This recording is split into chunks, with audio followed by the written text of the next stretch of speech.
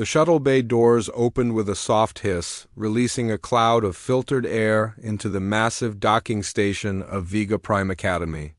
Students from dozens of worlds stepped out onto the gleaming metal floor, their various forms creating a rainbow of colors and shapes that would have amazed any single-world observer. Mena stepped carefully down the shuttle ramp, her small bag clutched in one hand. She was 17 years old and barely reached 5 feet in height. Her black hair was pulled back in a simple ponytail, and her brown eyes took in everything around her with quiet curiosity. To anyone watching, she looked like just another nervous student starting at a new school, but Mena was different. She was human. She was from Earth. The Academy's welcome committee had positioned themselves near the arrival gates. Professor Thelen, a tall, blue-skinned Altarian, held a datapad and checked off names as students approached. His forearms moved with practiced efficiency, stamping documents and handing out room assignments. "Next," Professor Thelen called out in the universal translator language that all galactic species used for communication. Mena walked up to the desk. "My name is Mena. I am from Earth." Professor Thelen's large purple eyes widened slightly. He tapped his datapad several times, then looked at her again. "Earth, yes, I see your file here. You are one of the exchange students from the Protected World classification." The word protected made several nearby students turn to look at her. Mena felt their eyes examining her small frame and soft appearance. She knew what they were thinking. In galactic society, protected worlds usually meant primitive civilizations that needed help from more advanced species. "Your homeroom assignment is Section 7 Delta," Professor Thelen continued. "Your roommate will be summoned from the Nexari system. She will help you adjust to Academy life." Mena nodded and took the datapad he offered her. The device felt strange. In her hands, much lighter than anything built on Earth, most galactic technology was designed for worlds with lower gravity than her home planet. As she walked through the corridors toward her assigned room, Mena noticed how other students moved. The Kellery walked with heavy steps, their armored bodies making small dents in the metal flooring. The Nexari glided smoothly, their crystalline forms catching and reflecting the artificial lights. The Zephyrians floated a few inches above the ground, their gas-filled bodies swaying gently. Everyone moved so differently from humans.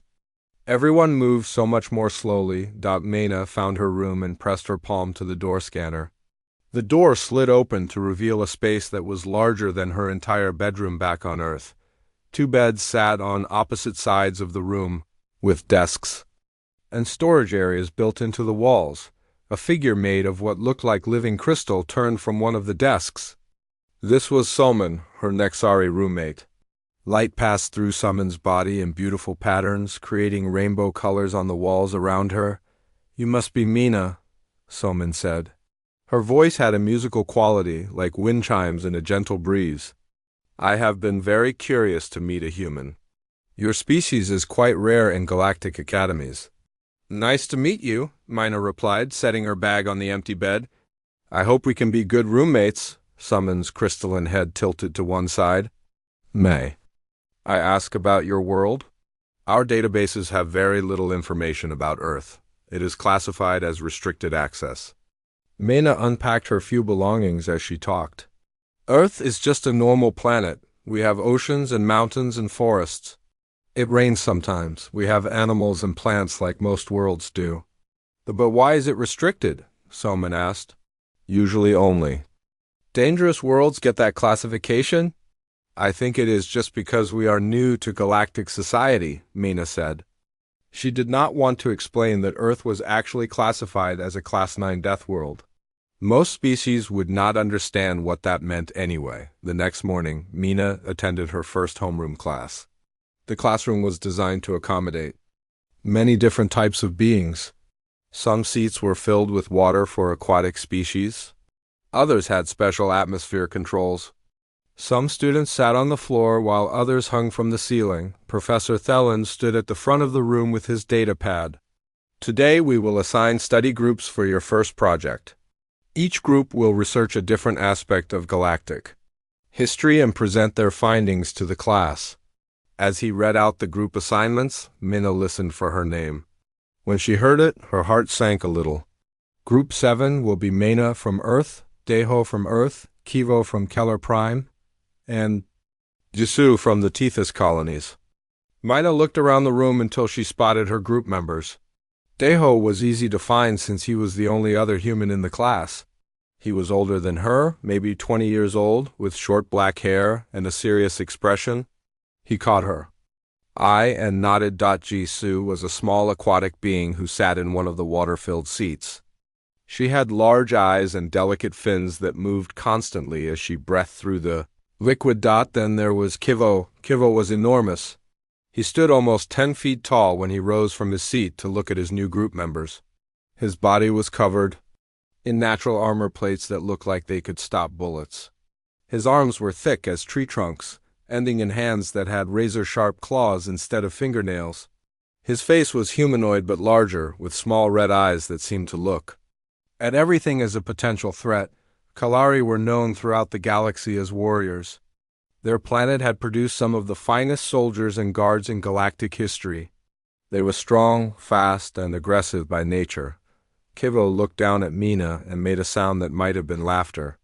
"So these are the famous humans," he said in a voice like grinding stone. "I thought you would be bigger." Deho stepped forward slightly, placing himself between Mina and the massive Kalari. "We may be small, but we are here to learn just like everyone else." "Learning requires surviving long enough to absorb the knowledge," Kivo replied. "On Keller Prime, weak creatures do not last long in academic environments." Professor Thelen clapped his hands to get the class's attention. "Groups will meet during study period each day. Your first project presentation is due in 2 weeks. I expect high-quality work from all teams." As students began to leave the classroom, Kivo walked past Mina's desk. He moved slowly, deliberately, making sure she could see how much larger he was than her. His claws made small scratching sounds as they dragged across her desk's surface. "This should be interesting, little human," he said quietly, so only she could hear. "Very interesting indeed." Mina watched him leave, then gathered her things in silence. She had known that joining galactic society would bring challenges, but she had not expected to find bullies here that were so much more dangerous than anything she had dealt with on Earth. As she walked to her next class, Mina reminded herself of the strict instructions all human exchange students had received. Before leaving Earth, they were representatives of their entire species. They must show restraint at all times. They must avoid conflicts. They must never reveal the true nature of their world or their capabilities. But as Kevo's claws had scratched her desk, something deep in Mina's mind had stirred. Something that had been quiet and controlled for her entire life. Something that whispered that maybe, sometimes, restraint was not always the best choice. She pushed that thought away and continued to class. Just another small student in a galaxy full of bigger, stronger beings. At least, that was what everyone else believed. The first week at Vega Prime Academy passed quietly for Mina. She attended her classes, took notes, and tried to blend in with the other students. But blending in was becoming harder each day because of KIVO. It started small. During their first study group meeting, Kivo had chosen the largest chair in the library room. When Mina tried to sit across from him, he stretched his massive legs out under the table, forcing her to move to a different seat. When she did, he laughed quietly. "Comfortable now, little human?" he had asked. Deho had frowned but said nothing. Jisoo, floating in her portable water tank, seemed uncomfortable with the tension. The group had managed to discuss their project on ancient trade routes, but Kivo dominated the conversation, dismissing any ideas that came from the humans. By the second week, Kivo's behavior grew worse. He began arriving at their study sessions early, deliberately choosing seats that would force Mina to sit far from the research materials. When she got up to retrieve books from the shelves, he would stretch his arms wide, blocking her path back to the table. "Excuse me," Mina would say politely. "Oh, did not see you there," Kivo would reply, moving slowly aside. "You humans are so small, easy to miss." The pattern repeated every day. Kivo would block doorways just long enough to make Mina wait. He would reach over her head to grab books she was trying to access. He would speak loudly during her parts of group presentations, making it hard for others to hear her contributions. Deho grew more frustrated with each incident. After their third study session, he cornered Minna in the hallway outside the library. "You cannot keep letting him do this," Deho said, his voice tight with anger. "He is testing you. Testing us. If you show weakness, he will only get worse." Minna looked down at her hands. "Our instructions were clear. We must avoid conflicts. We represent all of humanity here." "And what kind of representation is this?" Deho asked. "That humans are afraid that we let others push us around?" "We are supposed to show that humans are peaceful," Minna replied. "That we can fit into galactic society without causing problems." Deho shook his head. "There is a difference between being peaceful and being a victim. Kivo sees you as prey, Minna, on his world. Predators respect strength, not submission." But Minna walked away without responding. She had her orders from Earth's diplomatic corps. Human exchange students were not to engage in any behavior that might be seen as aggressive or threatening. The galaxy was still deciding whether humanity was truly ready to join galactic civilization. What Minna did not know was that her roommate Soman had been watching these interactions with growing curiosity. Nexari were natural scientists, and Soman found the dynamics between species fascinating. But more than that, she was puzzled by human behavior late at night. When Minna was asleep, Soman accessed the Academy's biological database. Most species had detailed files available for medical and educational purposes, but human files were marked with multiple restrictions and warnings. The basic information was standard. Humans were bipedal mammals from a planet called Earth. They had internal skeletons, warm blood, and required oxygen to breathe. They reproduced sexually and raised their young for extended periods, but deeper in the file, Soman found more interesting details. Human bone density was listed as 400% above galactic standard. Their muscle fiber composition was marked as exceptional for endurance activities. Their reflexes were rated as significantly above average. Most puzzling was Earth's classification. Class to 9 Deathworld. Soman had never heard of any world being classified that high. She searched the database for comparison and found that most inhabited worlds were Class 1 or Class 2, even Keller Prime. Home of the warrior race was only classified as Class 4. What could make a world so dangerous that it earned a Class 9 rating? Soman dug deeper into the restricted files. Earth's gravity was listed as 2.8 times galactic standard. Its atmospheric pressure was nearly 3 times normal levels. The oxygen content was so high it would be toxic to most species. The surface temperature variations were extreme enough to kill most galactic life forms, but the most shocking information was about Earth's wildlife.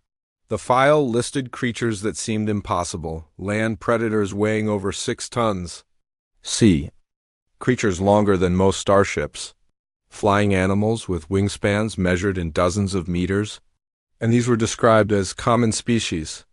How could humans, who appeared so small and fragile, survive on such a world? The next day brought Minna's worst encounter with Kevo yet. They were in advanced physics class, studying gravity manipulation in zero-G environments. Professor Velorn, an elderly Altarian, had activated the classroom's gravity nullification field so students could experience weightless movement. Most students struggled with the transition. The Kellari, built for high-gravity worlds, moved clumsily in the zero-G environment. The Nexari had difficulty controlling their crystalline forms without gravitational orientation.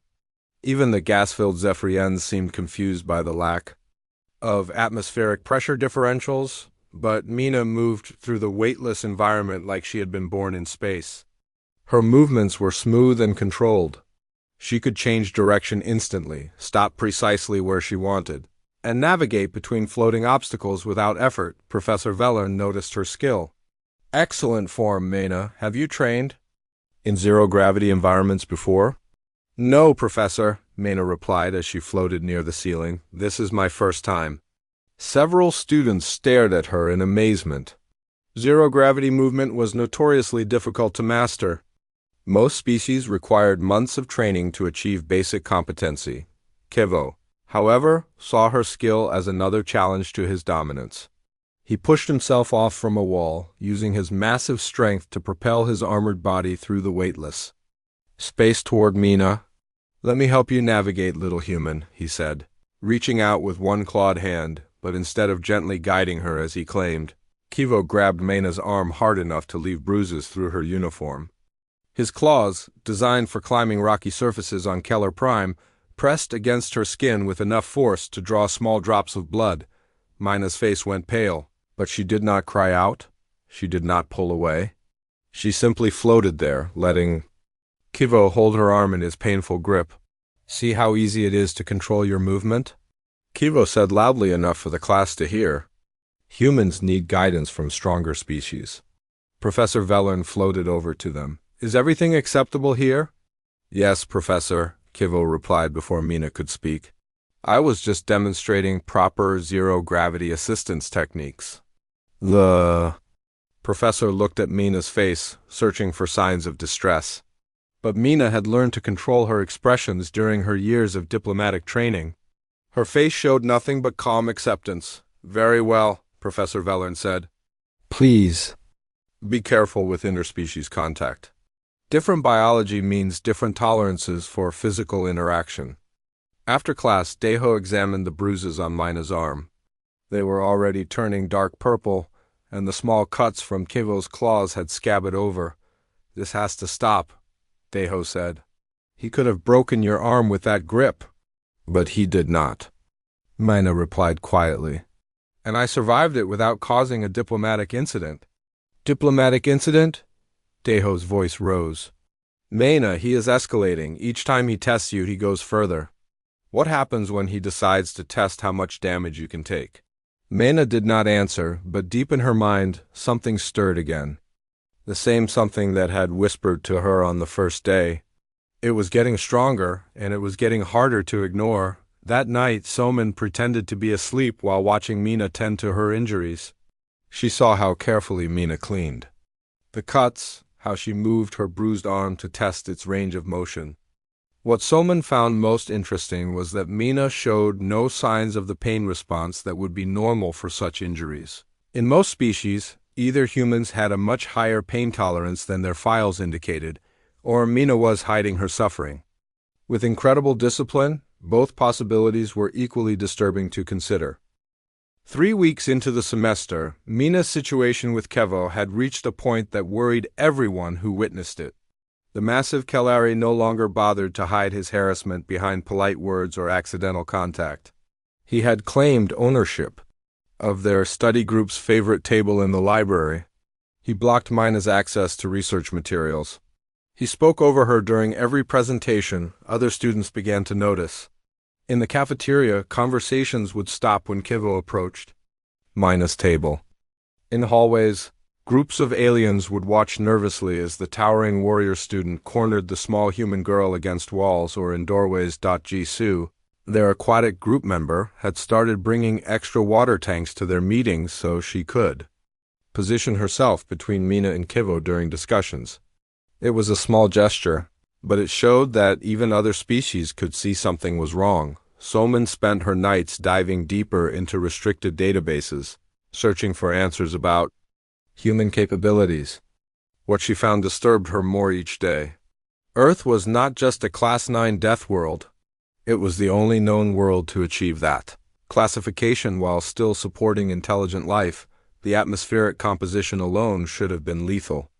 Earth's oxygen levels were so high that most galactic species would die from oxygen poisoning within hours. The gravitational force was crushing by galactic standards. The surface was covered with vast oceans containing acids that would dissolve most alien tissues, but the predator life forms were what truly terrified Soman, creatures that could run at speeds that would outpace most galactic ground vehicles. Swimming beasts larger than space shuttles. Flying hunters with vision so acute they could spot prey from distances measured in kilometers. How had humans not only survived on such a world, but developed intelligence and technology? The answer came to Soman during her 4th night of research. Humans had not survived despite their world's hostility. They had survived because of it. Every system in their bodies had been shaped by millions of years of evolutionary pressure from the deadliest environment in known space. Their bones were dense enough to support their bodies under crushing gravity. Their muscles were designed for explosive power and endless endurance. Their reflexes had been honed by predators that could kill them in seconds if they reacted too slowly. Most shocking of all was their mental capacity for violence. The database listed humans as persistence predators, a category so rare that only 3 other known species shared the classification. They were creatures that could track prey across vast distances, never stopping, never tiring, until their target collapsed from exhaustion. Someone realized she was sharing a room with an apex predator from the most dangerous world in the galaxy. A predator that was choosing to act like prey, but why? The breaking point came during combat simulation class, a requirement for all students regardless of their chosen field of study. The Academy's reasoning was that diplomats, scientists, and traders might someday need to defend themselves in dangerous situations. The simulation center was a massive room with adjustable gravity, atmosphere, and environmental conditions. Students were paired randomly for sparring matches using non-lethal weapons and protective gear designed to prevent serious injury. Professor Corvin, a scarred veteran from the Rigel conflicts, announced the day's pairings from his floating platform above the simulation floor. "Today we practice basic defensive techniques," Professor Corvin called out. "Remember, this is about learning to protect yourselves, not about proving dominance. All safety protocols are active." Mena listened as names were called and students moved to their assigned practice areas. She hoped to be paired with Jisoo or another non-aggressive species. Even being matched with Daeho would be acceptable. "Mena from Earth and Kevo from Keller Prime, report to Platform 7. The announcement sent a wave of concerned murmurs through the class. Several students turned to stare at the unlikely pairing. Professor Corvin looked down at his datapad, then at Mena and Kevo, clearly reconsidering his random assignment system. Kevo's red eyes lit up with something that looked like hunger. "This should be educational," he rumbled, cracking his knuckles with sounds like breaking stone. Daeho stepped forward. "Professor, perhaps a different pairing would be more appropriate for skill level matching." "The assignments stand, Professor," Corvin replied, though his voice carried uncertainty. "All safety systems are active. No serious harm can occur during simulation exercises." Mina walked slowly to Platform 7, her steps measured and calm. She could feel every eye in the room watching her. Whispered conversations followed her movement as students speculated about what would happen when the massive Kellery faced the tiny human. Platform 7 was a circular area about 20 meters across, surrounded by an energy barrier that would prevent anyone from falling off during combat. The gravity was set to galactic standard, about 1/3 of Earth's normal pull. The atmosphere was regulated to be breathable for both participants. Kevo stepped onto the platform and immediately began stretching his massive frame, his armor. Plates shifted and settled as he prepared his body for combat. His claws extended to their full length, each one sharp enough to cut through metal. Mina stood quietly on the opposite side of the platform. She wore the same protective gear as everyone else, but on her small frame it looked like armor designed for a child. She made no threatening gestures, showed no signs of preparation for combat. "Combat simulation beginning," the computer announced. "Non-lethal parameters active. Participants may begin when ready." Kevo did not wait for Mina to signal readiness. He charged across the platform with a roar that echoed through the simulation center. His 300-kilogram frame moved with surprising speed for something so large. His claws were extended, aiming to pin Mena against the energy barrier where she could not escape, but Mena was not where he expected her to be. She had moved sideways with a fluid motion that seemed to bend the laws of physics. Her feet had barely made contact with the platform surface, yet she had changed direction instantly. Kevo's charge carried him past her, his claws slashing through empty air. He spun around, confusion replacing confidence on his face. "Stand still." "Little human," Stop running and face me properly. Mina did not respond. She simply watched him with those calm brown eyes, her breathing steady, her posture relaxed. She looked like someone waiting for a bus, not someone facing a deadly opponent. Kevo attacked again, this time trying to corner her against the platform's edge. His strategy was sound. Use his size and reach to limit her movement options, then overpower her with brute strength, but, again, Mina was not where his attack expected her to be. She slipped past his grasping claws like water flowing around a stone. Her movements were small, efficient, using the minimum energy necessary to avoid his strikes. For 5 minutes, this pattern continued. Kevo would attack with increasing fury and frustration. Mina would dodge with movements that defied understanding. She never struck back, never showed aggression, never even looked like she was in danger. The watching students fell silent. This was not a fight. This was something else. Entirely. Something that made them uncomfortable in ways they could not explain. Kevo stopped his attacks, breathing heavily from exertion and rage. "Fight me," he screamed. "Stop playing games and fight." Mina tilted her head slightly like she was considering his demand. When she spoke, her voice was quiet enough that only Kevo could hear her words. "You do not want me to fight you," she said simply. Something in her tone made Kevo pause. For just a moment, his warrior instincts detected something wrong. Something dangerous. Something that whispered warnings about prey. That was not actually prey at all, but his pride was stronger than his instincts. With a final roar of rage, Kevo abandoned all pretense of a training exercise. He deactivated his safety protocols and launched himself at Mina with genuine intent to harm. His full weight and strength focused into a single devastating attack that could have crushed most galactic species. As he flew through the air toward her, claws extended for maximum damage, Kevo saw something change in Mina's expression. The calm acceptance disappeared. The careful control vanished. For the first time since arriving at the academy, Mina looked like what she actually was. She looked like a predator from the deadliest world in the galaxy, and she looked like she had finally decided to stop holding back. Time moved differently when survival instincts awakened after 17 years of careful suppression. Mina's perception shifted into the hyper-awareness that had kept her ancestors alive on a world where everything wanted to kill them. She could see every detail of Kevo's attack as if he were moving through thick liquid, his claws extended to their full deadly length.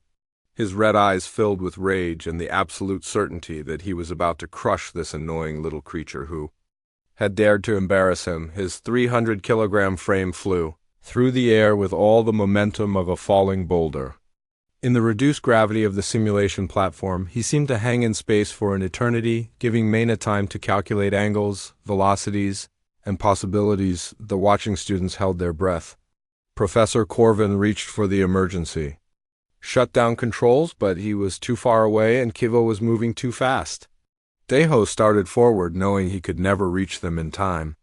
Summon's crystalline form went completely still as her scientific mind processed what she was seeing. In that frozen moment, Mina made her choice. For her entire life, she had been taught restraint. Human children learned from infancy to control their strength around fragile objects. They learned to walk gently so they would not crack floors built for lighter gravity worlds. They learned to speak softly so their voices would not damage ears evolved for quieter environments, but restraint was a choice, not a limitation. And choices could be changed. Mina's muscles, designed by evolution to function under Earth's crushing gravity, suddenly remembered their true purpose. Her reflexes, honed by ancestors who had survived predators that could move faster than most galactic vehicles, engaged fully for the first time since leaving her homeworld. She moved to the watching aliens. It looked like magic. One instant Mina was standing motionless in Kevo's path. The next instant she was beside him, her hands gripping his extended arm with perfect precision. Kevo's momentum carried him forward. But now Mina was redirecting that energy instead of simply avoiding it. She twisted her entire body, using leverage principles that her physics classes had only hinted at. Her feet found purchase on the platform with the grip of a creature evolved to run across broken landscapes without slipping. The laws of physics worked exactly as they were supposed to work. Force plus leverage plus timing equaled results that nobody in the simulation center had expected to see. Kevo's trajectory changed from a straight line to a perfect arc. His massive body, which had seemed so intimidating and unstoppable, became nothing more than a projectile following the path that Mina's actions had chosen for it. He flew, not in the controlled way that Zephyrians floated through the air, or the graceful way that Nexari moved in low gravity. He flew like a stone thrown by a siege engine, with brutal efficiency and terrible purpose. The energy barrier at the far edge of Platform 7 was designed to stop students from accidentally falling off during combat exercises. It was rated to absorb the impact of most galactic species moving at normal training speeds. It was not designed to stop a Kalari warrior moving at the speed that Mina had launched him. Kevo hit the barrier with a sound like thunder. The energy field flared bright blue as it tried to absorb the impossible amount of kinetic energy. For a moment it held, bending inward under the impact. Then it failed. Kevo crashed through the barrier and into the reinforced wall behind it.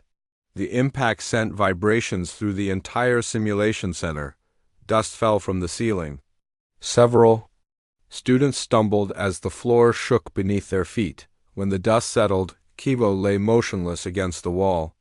His natural armor plating, which had protected Kalari warriors for thousands of years, was cracked in multiple places. His right arm hung at an angle that defied normal anatomy. His breathing was shallow and irregular. Most disturbing of all was the way his legs lay perfectly straight while his upper body was twisted sideways. Even students with limited medical knowledge could see that something fundamental was broken. The silence in the simulation center was absolute. Nobody moved, nobody spoke. Nobody seemed to remember how to breathe. Professor Corvin was the first to recover from shock. "Medical emergency," he shouted into his communication device. "Platform 7, immediate response required." The Academy's medical team arrived within minutes, their anti-gravity stretchers and emergency equipment filling the simulation floor. The lead physician, a tall insectoid Vrex with 4 arms, began scanning Kevo's motionless form with various instruments. "Spinal damage," the physician announced to his team. "Severe trauma to 3 vertebrae, possible permanent paralysis. Prepare for immediate surgery."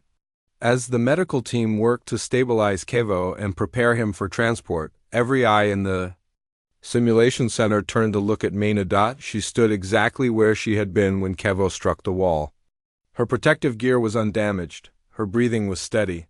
Her expression had returned to the same calm acceptance she had shown throughout her weeks at the academy. She looked like nothing had happened. She looked like she had simply been standing there waiting for class to end. But now everyone could see what had been hidden beneath that quiet exterior. Now they understood that her stillness was not weakness but control. Her calmness was not fear but confidence. Her small size was not vulnerability but efficiency. Professor Corvin approached her slowly, his 4 hands shaking as he tried to process what he had witnessed. "Mina," he said carefully, "what did you do?" Mina looked up at him with those same brown eyes that had watched Kevo fall. "He was attacking me," she said simply. "I defended myself." "But how?" Professor Corvin asked. "How did you generate that much force?" Mina tilted her head slightly as if the question confused her. "I used his momentum against him. Basic physics." Deho finally reached her side, his face pale with shock and something that might have been pride. "Are you hurt?" he asked. "No," Mina replied. "I am fine." Around them, the other students began to whisper among themselves. The words they used were different in each alien language, but the meaning was the same in all of them. Dangerous, deadly, predator. As the medical team carried Kevo away on their anti-gravity stretcher, his unconscious form looking fragile for the first time since anyone had known him, the full implications of what had happened began to sink in. The small, quiet human girl from the protected world classification had just broken the spine of a Kalari warrior with her bare hands, and she had done it so casually that she did not even seem to realize How impossible it should have been. Professor Corvin dismissed the class early, but nobody wanted to leave. They clustered in small groups, talking in hushed voices about what they had seen, trying to understand how their perceptions of reality could have been so completely wrong. Soman floated beside Mina as they walked toward the exit. "May I ask you something?" she said in her musical voice.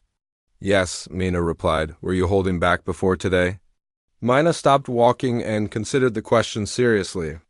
Around them, conversations died as other students strained to hear her answer. "Yes," she said finally. "I was holding back. How much?" Soman asked. Mina looked at her crystalline roommate with an expression that might have been sad. "All of it," she said quietly. "I was holding back all of it." As they left the simulation center, Soman's scientific mind raced with new questions and terrible possibilities. If Mena had been holding back all of her true capabilities, and what they had just witnessed was her unleashed potential, then what exactly had the galaxy invited into its civilized society? And more frightening still, how many more humans were there on Earth? All practicing the same careful restraint, all hiding the same deadly capabilities behind the same quiet facades? The answer to those questions would reshape everything the galaxy thought it knew about the species from the little blue planet that had seemed so harmless when they first made contact. The Academy's medical center had never seen an injury quite like Kevo's. The Kellari's natural armor, evolved over millions of years to protect against the deadliest predators on his homeworld, had been shattered like glass. His spine, which should have been strong enough to support his massive frame in combat situations, had been severed in 3 places. Dr. Nexon, the head of medical services, worked for 12 hours straight trying to repair the damage. His team of specialists from 6 different worlds used every advanced technique available to galactic medicine. They rebuilt vertebrae with synthetic materials. They reconnected nerve pathways with microscopic precision. They replaced damaged sections with biocompatible implants. But when Kevo finally woke up 2 days after the incident, he could not move his legs. News of what had happened spread through the Academy faster than light-speed communications. Students who had not been present during the simulation demanded detailed accounts from those who had witnessed it. Faculty members called emergency meetings to discuss the implications. Academy administrators contacted their superiors in the Galactic Education Council. Within hours, the story had reached every major world in the galaxy. A human exchange student had permanently disabled a Kalari warrior during a training exercise. The details varied depending on who told the story, but the basic facts remained the same. The small, quiet girl from Earth was far more dangerous than anyone had imagined. Mina found herself called to the office of Dean Vorthek, the Academy's highest-ranking administrator. The Dean was a massive Therian whose species had once been considered the strongest in known space. His office was designed to accommodate beings of enormous size, with reinforced furniture and walls that could withstand significant impacts. As Mina entered the office, Dean Vorthek studied her with the careful attention of someone reassessing a previously dismissed threat. She looked exactly the same as she had on her first day at the Academy, small, quiet, unremarkable in every visible way. "Sit down, please," Dean Vorthek said, gesturing toward a chair that had been adjusted to accommodate her height. Mina sat carefully, her posture straight but relaxed. Her hands remained folded in her lap, showing no signs of nervousness or aggression. "I have read the incident reports," Dean Vorthek continued.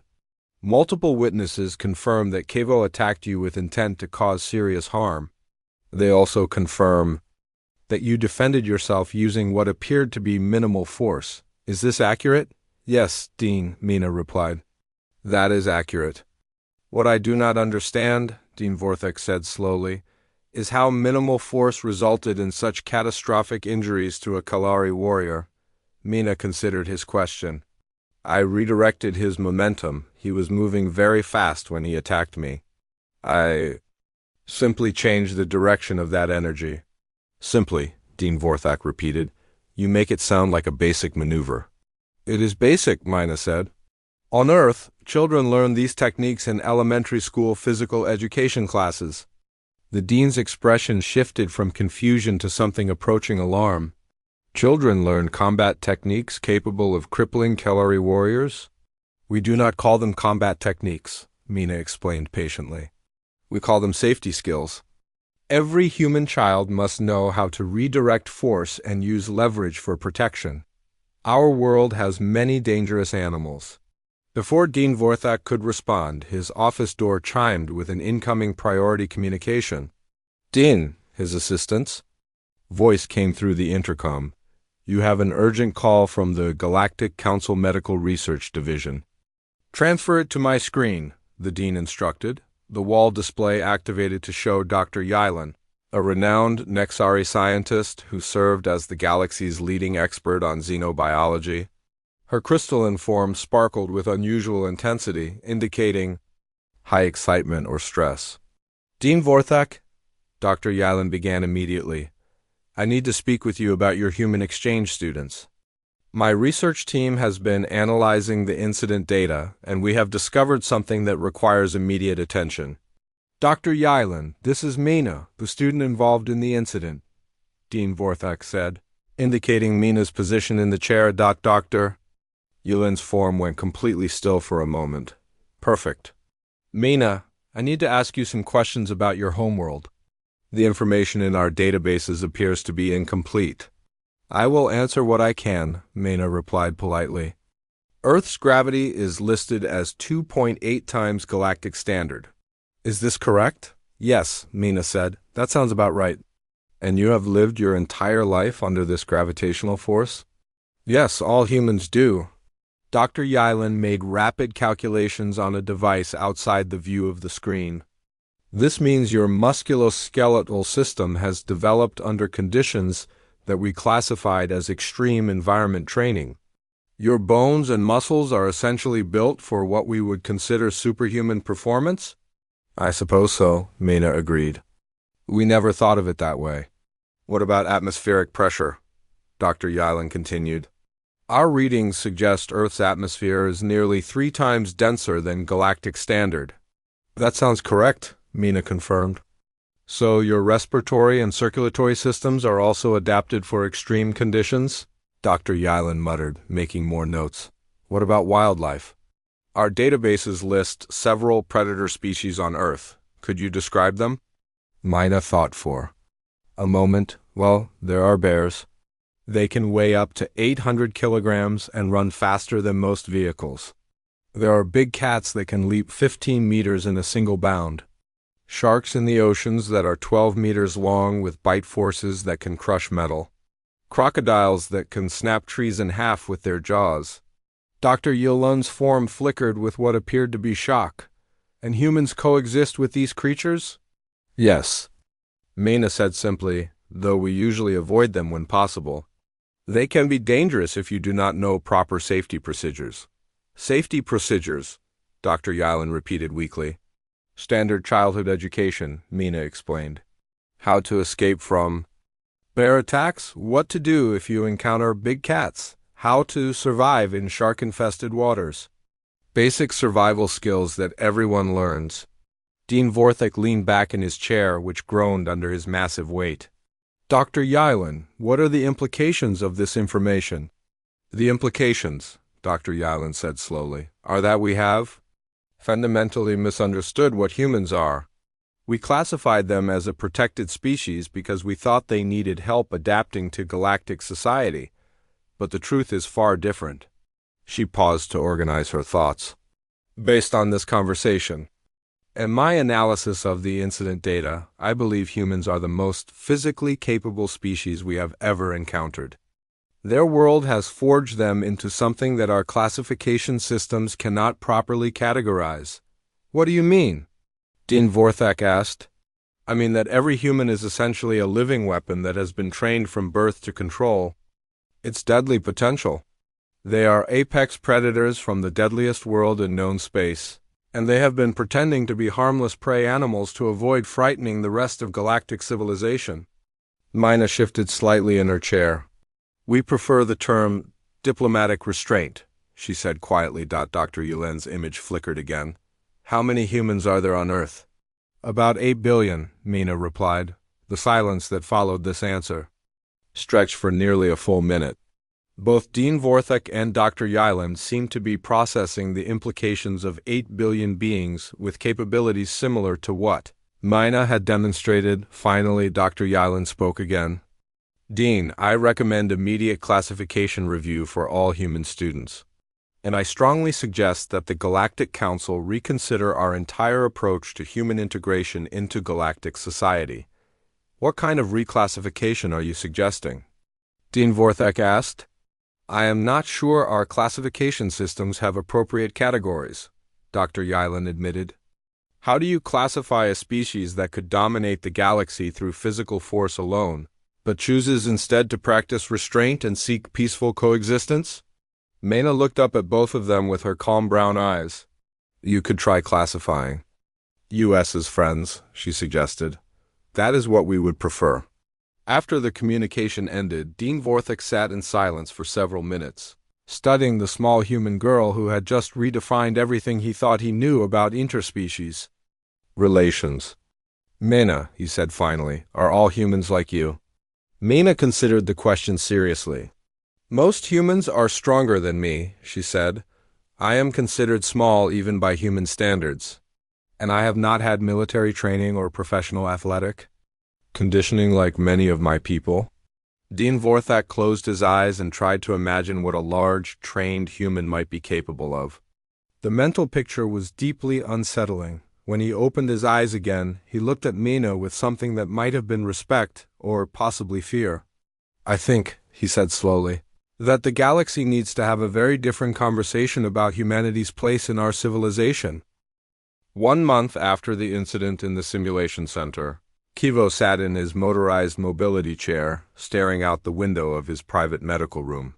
The view showed other students walking across the academy grounds, their various forms moving, with the casual confidence of beings who had never experienced true physical helplessness. His legs would never work again. The galaxy's best medical technology had managed to keep him alive and restore most of his upper body functions, but the damage to his spinal column was beyond repair. For a Kelari warrior, this was a fate considered worse than death. The door chimed, and Kiro turned his head to see who was visiting.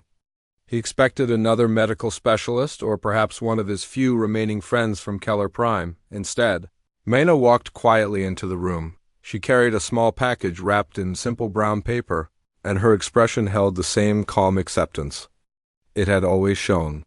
She looked exactly as she had on the day she had broken his spine, which somehow made her presence even more unsettling. "Hello, Kivo," she said politely. "I brought you something." Kivo stared at her for a long moment, his red eyes filled with emotions he could not quite name. Anger was there, but also something else. Something that might have been understanding. "Why are you here?" he asked, his voice rougher than usual from weeks of medical procedures. "I wanted to apologize," Mina replied, setting the package on his bedside table. "I hurt you more than I intended to. You intended to hurt me?" Kivo's tone was curious rather than accusatory. "When you disabled your safety protocols and attacked with lethal intent, I made a choice to respond with force," Mina explained. "But I misjudged how fragile your spine would be under the impact. I'm sorry for that miscalculation." Kivo studied her face, searching for signs of deception or mockery.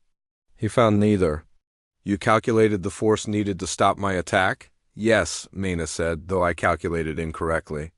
"I should have accounted for the differences between Kelari bone density and human bone density. Your species evolved for different environmental pressures than mine."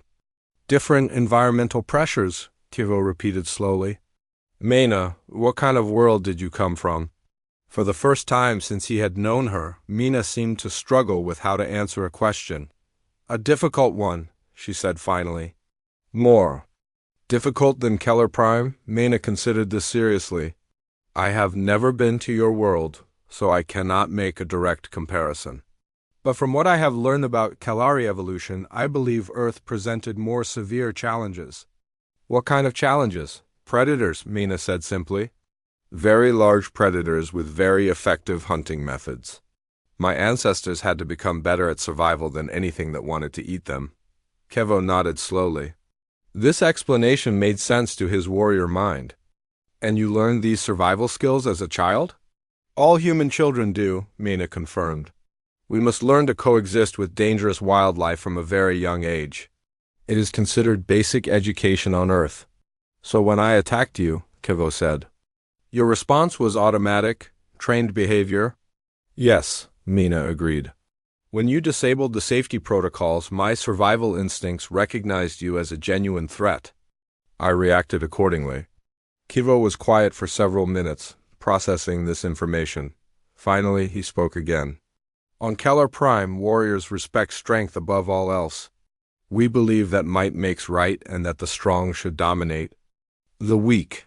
I understand, Mina said. But you are strong enough to dominate anyone in this academy, yet you chose to act weak until I forced you to defend yourself. Why? Mina pulled up a chair and sat down beside his bed. Because strength without wisdom is destructive. Because fear breeds conflict. Because my people learned long ago that the ability to destroy something does not mean you should destroy. Your people learned this? We learned it the hard way, Mina said quietly. Humans spent thousands of years fighting each other, using our capabilities against our own species. We nearly destroyed ourselves and our world multiple times.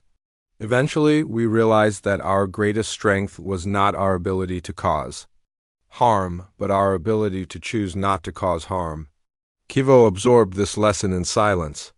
Everything he had been taught about power and dominance was being challenged by this small human who had proven herself capable of crushing him without effort. The package, Mina said, gesturing toward the bedside table. It is from my world. I thought you might find it interesting. Kevo unwrapped the simple brown paper to reveal a book written in human script with pictures that showed various Earth creatures. The translation device in his room automatically converted the text to Kalari, revealing the title, Basic Wildlife Safety for Children. He flipped through pages showing massive predators, deadly terrain, and survival techniques. Each page was illustrated with colorful pictures and simple instructions designed for young humans to understand. This is what human children study, he asked, staring at an image of a creature called a great white shark. Among other subjects, Mina confirmed. Mathematics, language, history, art, and survival skills. We believe education should be well-rounded. Kevo laughed, a sound he had not made since his injury. Survival skills that include defeating Kalari warriors. That was not intentional, Mina said seriously. I truly am sorry for the extent of your injuries. Do not be, Kevo replied, his tone surprisingly genuine. You taught me something valuable.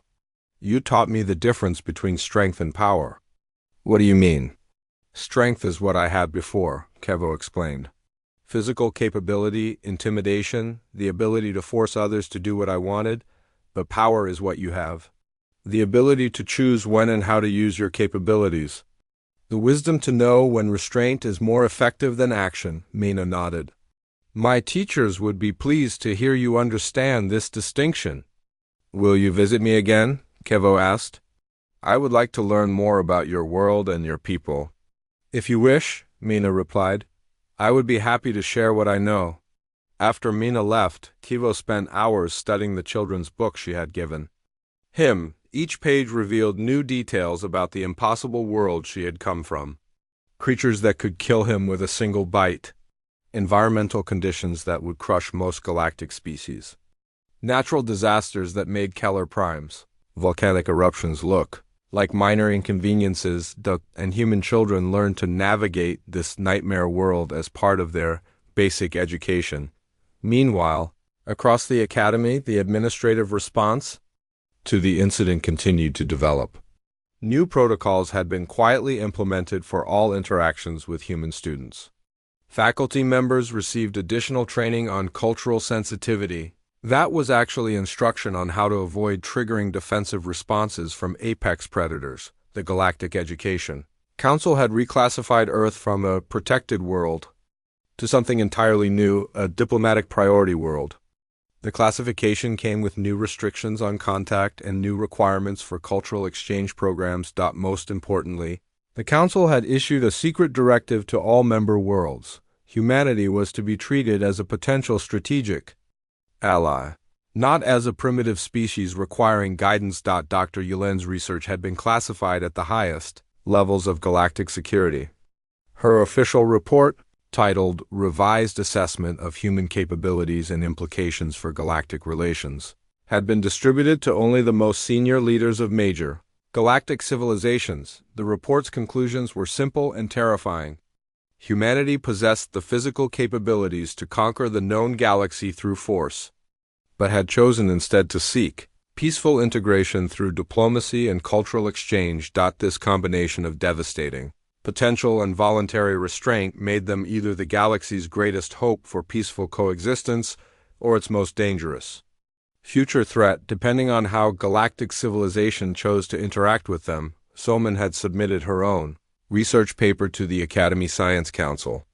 Her work, carefully edited to remove the most alarming details, focused on the evolutionary adaptations that allowed intelligent life to develop on high gravity Deathworlds, but her real conclusions, shared only with her closest faculty advisors, were far more significant. She had proven that humans were not just another galactic species with unusual origins. They were something entirely new in galactic history, a species that had evolved beyond the need for conquest, yet retained all the capabilities necessary to achieve it. Back in her dormitory room, Mina sat at her desk writing a letter home to her family on Earth. She described her classes, her friendships with other students, and her growing appreciation for the diversity of galactic civilization. She mentioned making peace with a fellow student who had initially been hostile, noting that they now shared regular conversations about their respective worlds and cultures. She wrote about learning to appreciate different forms of art and music from across the galaxy. She did not mention breaking anyone's spine or fundamentally altering galactic civilization's understanding of humanity's place in the universe. To any human reading her letter, it would sound like a perfectly normal account of a student exchange experience. But to anyone who understood the true context of her time at Vega Prime Academy, every casual mention of making friends and resolving conflicts carried implications that would reshape interstellar relations for generations to come. As she sealed the letter for transmission to Earth, Mina looked out her dormitory window at the alien stars that had become familiar over the past months. She had come to the Academy to learn about other species and represent humanity in galactic society. She had succeeded beyond anyone's expectations. Though not in the way anyone had planned, the galaxy now knew that humanity was not the harmless, primitive species they had appeared to be during first contact. They were something far more complex and far more dangerous. They were a species that had learned to choose mercy over violence, restraint over dominance, and cooperation over conquest, and that choice, more than any display of physical power, had earned them something that no amount of military might could have achieved: the genuine respect of galactic civilization. The small, quiet human girl had stayed motionless until she absolutely had to act. And in that moment of action, she had changed everything.